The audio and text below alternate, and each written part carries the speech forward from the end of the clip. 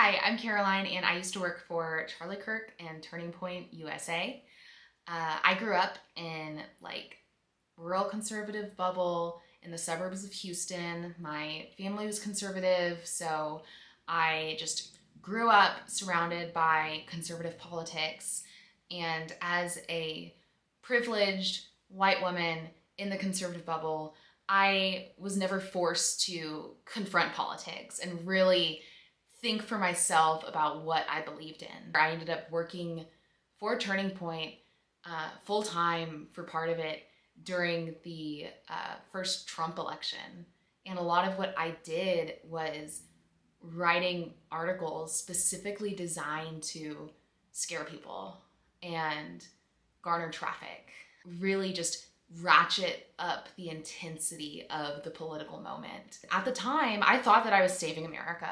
This was the end-all be-all, and that if we did not fight for these conservative values, America was going to fall apart. I genuinely believed that. I really did. But then, in college, I was studying political science, and I started to learn how the world actually works. And a lot of conservative politics stuff just started to not make as much sense to me. I started to really question what I believed, and that was so scary.